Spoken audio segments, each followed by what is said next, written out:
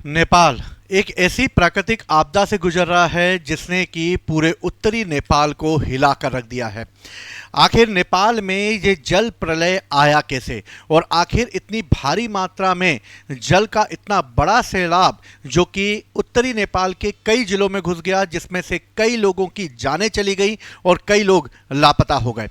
नेपाल में इस तरीके के आने का जो जल प्रलय का कारण है उसे कई लोगों ने अपने अपने तरीके से बताने का प्रयास किया है। किसी का कहना है कि ये भूकंप की वजह से हुआ और इस तरीके से नेपाल और तिब्बत की सीमा पर एक 5.2 रिएक्टर का भूकंप आया जिसने कि नदियों में हलचल पैदा कर दी, जिसकी वजह से पानी का सैलाब पहाड़ों पर से नीचे की ओर उतरा और उसने कई जगह को तबाह कर दिया। कईयों का मानना है कि ये जमीन के सरकने की वजह से हुआ और इस तरीके से नदियों में अत्यधिक गाद के आ जाने से नदियां उफान के रूप में आगे की ओर बढ़ी और उन्होंने एक विशाल रूप धारण कर लिया। कुछ सर्वे ये कहते हैं कि ग्लेशियर के पिघलने से नदियों के पानी के स्तर में बढ़ोतरी हो गई और स्तर बढ़ जाने की वजह से लेंडे नदी जो है वो उफान पर आ गई, जिसने भोटकोशी नदी को भी आगे प्रभावित कर दिया। लेकिन कुछ रिसर्च ये कहते हैं कि तिब्बत में चाइना के द्वारा जो इंफ्रास्ट्रक्चर डेवलप किया जा रहा है, जो डैम बनाए जा रहे हैं, जिसकी वजह से ग्लोबल वार्मिंग और टेम्परेचर बढ़ रहा है, उसी का खामियाजा आज नेपाल को उठाना पड़ा। चीन के द्वारा की जाने वाली इस तरीके की हरकत से क्या नेपाल को इससे खतरा उत्पन्न हुआ और नेपाल में इस तरीके का जल प्रलय उत्पन्न हो गया? भारत इस तरीके के जल प्रलय से किस तरह से प्रभावित होगा और क्या वो कर रहा है नेपाल के लिए, इन सब चीज़ों पर आज हम लोग बातें करेंगे और जानने का प्रयास करेंगे कि आखिर नेपाल में आने वाले इस जल प्रलय का कारण क्या है। तो चलिए चालू करते हैं हम लोग। नेपाल में आखिर ये बाढ़ क्यों आई और इसके लिए क्या क्या थ्योरी लोगों के द्वारा दी गई है, क्या सर्वे इसके लिए आए हैं और इसके तहत नेपाल में क्या चीन का इम्पैक्ट पड़ा है जिसका खामियाजा नेपाल को भुगतना पड़ा है। यूनाइटेड स्टेट के जियोलॉजिकल सर्वे ने इस बाढ़ की वजह को बताने का प्रयास किया और उसने ये बताया कि नेपाल में बुधवार की सुबह पर जो अचानक ये बाढ़ आई है, जो फ्लैश फ्लड आया है,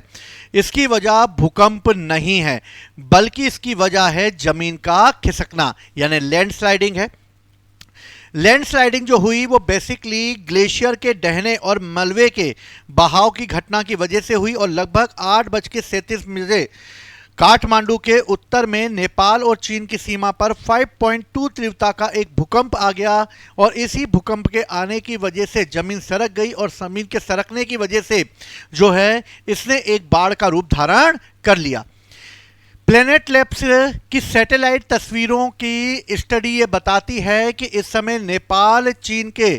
रसुवागढ़ी बॉर्डर पर जो क्रॉसिंग के लगभग 20 किलोमीटर दूर यानी कि 12 मील के उत्तर पूर्व में लेंडे नदी में बर्फ और चट्टानों के खिसकने से मलबे वाली बाढ़ आ गई जिसने उत्तरी नेपाल को पूरी तरीके से प्रभावित कर दिया।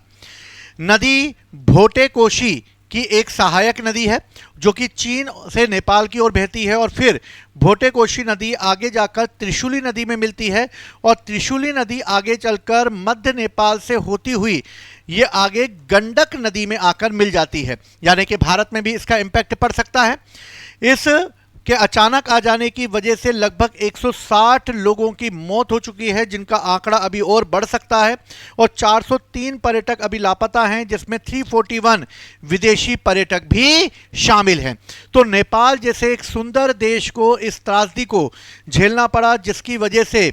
वहां पर कई लोग लापता हो गए और इस विनाशकारी बाढ़ के आने का जो कारण है वो समझने का हम लोग प्रयास करते हैं कि आखिर ये फ्लैश फ्लड आया क्यों। तो इसके लिए दो चीजें हैं, एक है ग्लेशियर कोलैप्स यानी ग्लेशियर का ढहना और दूसरा है बर्फ का भूस्खलन यानी कि आइस एवलांच। बेसिकली ये क्या है? ग्लेशियर का टूटना अगर हम बात करें तो इस समय ग्लेशियर टूटा होगा। ग्लेशियर अगर टूटा है तो यह नेपाल तिब्बत की सीमा पर स्थित ग्लेशियर के बर्फ के पिघलने से और चट्टानों के टूटने से अचानक निचली घाटी में प्रेशर जनरेट हुआ जिसकी वजह से जो नदी थी उसका मार्ग अवरुद्ध हो गया और इस नदी में भारी मलबा और हिमस्खलन हो जाने से स्थानीय नदी लेंडेखोला भोटेकोशी जिसे त्रिशूली नदी भी कहते हैं उसका प्रभाव अस्थायी रूप से रुक गया, जिससे पानी का अचानक भारी दबाव उत्पन्न हुआ और एक तेज सैलाब ने इसका रूप धारण कर लिया। बर्फ के पिघलने से ग्लेशियर लेक बनती है और इन्हीं ग्लेशियर लेक में अगर मात्रा बढ़ जाए तो ये वहां से निकलने वाली नदियों में एक दबाव उत्पन्न कर देती हैं, जिससे कि बाढ़ के आने की संभावना हो जाती है। भूकंपीय हलचल भी इसका कारण हो सकता है और अमेरिकन एजेंसी का यह कहना है कि ग्लेशियर के इस भारी भरकम होने से जो है 5.2 की तीव्रता का एक सिस्मोसिक सिग्नल कंपन पैदा हुआ, यानी ग्लेशियर जब टूटा तो भूकंप की स्थिति आ गई और एक कंपन पैदा हो गया और इसी कंपन के होने की वजह से जो है ग्लेशियर के टूटने की वजह से ये सैलाब आया है। कई लोगों का मानना है कि जलवायु परिवर्तन होने पर यानी क्लाइमेट चेंज होने पर ग्लोबल वार्मिंग का खतरा बढ़ा, तापमान में वृद्धि हुई और तापमान में वृद्धि होने के कारण हिमालय के ग्लेशियर तेजी से पिघलने लगे, जिससे वहां पर पहाड़ और वहां का ज्योग्राफिकल स्ट्रक्चर कमजोर पड़ गया और कमजोर पड़ जाने की वजह से एक भयानक बाढ़ के रूप में तब्दील हो गया। इस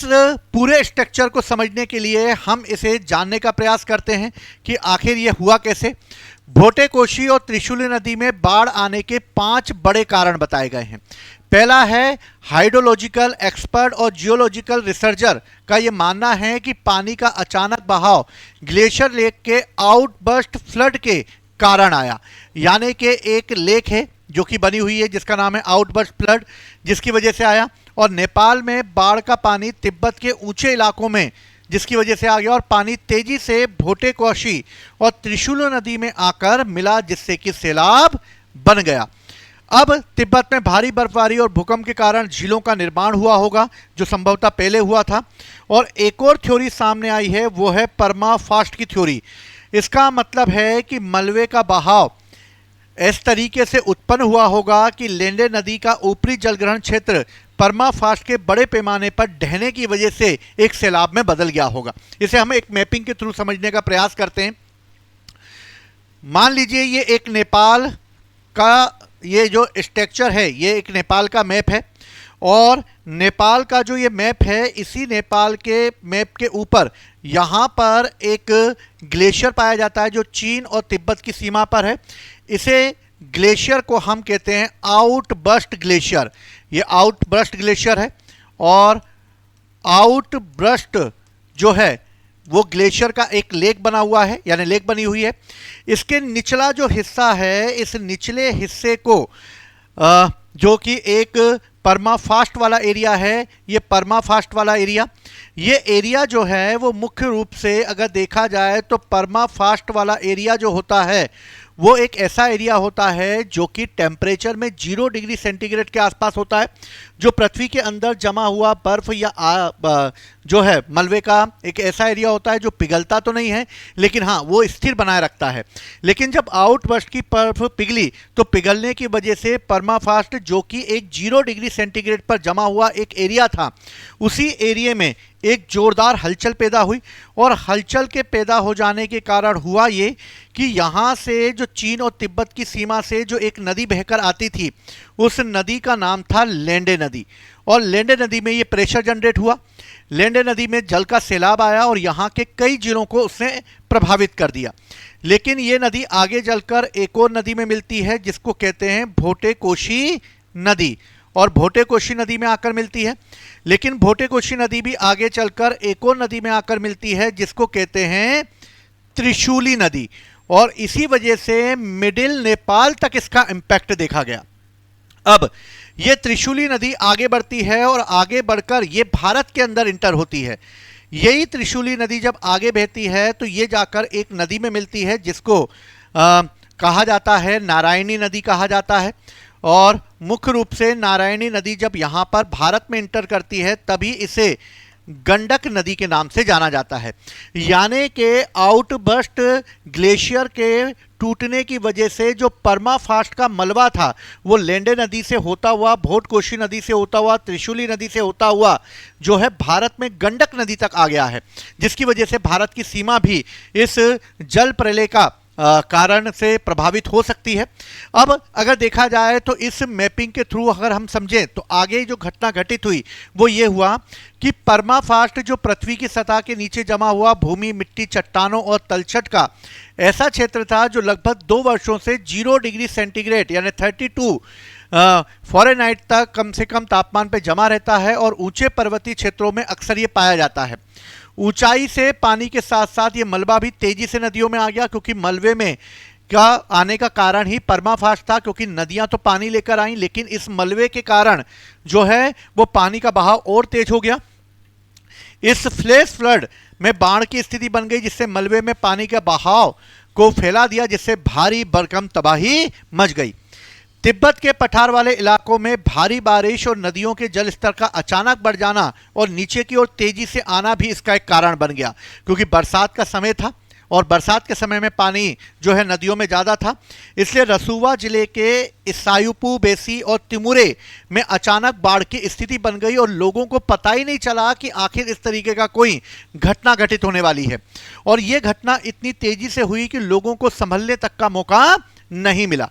लेकिन अब बात करते हैं, क्या इसके लिए चीन जिम्मेदार है? अगर चीन जिम्मेदार है तो चीन के द्वारा जो मुख्य रूप से पानी के डैम बनाए गए, उन डैमों का टूटना और नदी में बने बड़े बड़े ब्लॉकेज जो बनाए जाते हैं उनके अचानक टूटने की वजह से आया ये, क्योंकि नेपाल के ऊपरी हिस्से में तिब्बत लगता है और तिब्बत जो है वो अभी वर्तमान में चीन के अधिकार क्षेत्र में है और चीन जो है लगातार वहाँ पे ऐसे इंफ्रास्ट्रक्चर डेवलप कर रहा है, वहाँ पर आने वाले पानियों को डैम बनाकर, ब्लॉकेज बनाकर स्टोर कर रहा है। और इसी तरह नेपाल के जिलों में रसुवा और धाडिंग में जमकर तबाही मचने का कारण यह था कि पानी को जो स्टोर कर रखा था उसने प्रेशर जनरेट किया और डैम टूट गए और डैमों के टूटने की वजह से रसुवा जिले में एक सैलाब की स्थिति बन गई। दोपहर तक ये धांडिक जिले यानी कि मिडिल नेपाल तक यानी गलछी इलाके तक पहुंच गया। ऐसी घटना 2025 में भी भोटे-कोशी नदी में इसी तरह की बाढ़ आई थी और इस तरह की बाढ़ जो है वो ग्लेशियर झील के फटने के कारण ही उत्पन्न हुई थी। लेकिन इस तरह के टेम्परेचर का लगातार बढ़ना भी ग्लेशियर का एक कमज़ोर होने का कारण है। अब भारत की बात करते हैं तो तिब्बत से भोटे-कोशी नदी जो निकलती है वो लेंडे नदी कहा जाता है, आगे चलकर ये त्रिशूली नदी में मिल जाती है। भोटे-कोशी नदी आगे चलकर गंडक नदी में मिलती है और आगे बिहार में आती है, इसलिए बिहार में भी भारी अलर्ट जारी कर दिया गया है। भारत सरकार ने नेबरहुड फर्स्ट पॉलिसी के तहत नेपाल को मदद भेज दी है और अपनी वायु सेना को तैनात कर दिया है, जिसमें C-130J सुपर हरकुलिस और C-70 ग्लोब मास्टर जैसे भारी सैन्य परिवहन वाहनों को तैनात किया गया है, जो कि उन पहाड़ी क्षेत्रों पर जाकर तत्काल इस मामले पर जो भी आपदा आई है उसको तत्काल जो है वो देखे। हेलीकॉप्टर तैयार कर दिए गए हैं पहाड़ी इलाकों में फंसे लोगों को निकालने के लिए और मलबे पर हटने वाली अर्थ मूविंग मशीनें भी लगा दी गई हैं, जिससे कि स्टैंड बाय पे रखा गया है कि जल्दी से मलबा हटाया जाए। मेडिकल टीमें तैयार कर दी हैं भारत ने और भारत की इससे राष्ट्रीय आपदा अनुक्रिया बल की टीमें और डॉक्टर विशेष दल को सीमावर्ती इलाकों में नेपाल की जरूरत पड़ने पर रेस्क्यू के लिए हाई अलर्ट कर दिया गया है।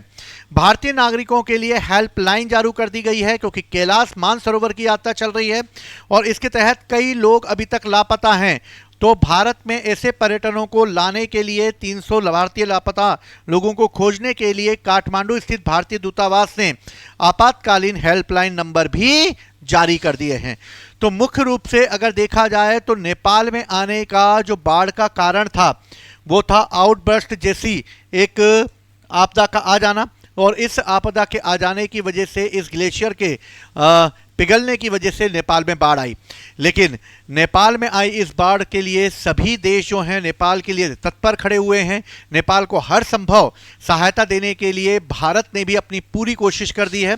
जल्दी ही नेपाल इस बाढ़ की स्थिति से उबर जाएगा और इसमें जो भी जन हानि हुई है उसके लिए मेरी संवेदनाएं हैं उनके साथ और उनके परिवार के साथ और जल्द ही इस प्राकृतिक आपदा से नेपाल अपने आप को अच्छी कंडीशन में ले आएगा। जय हिंद, जय भारत।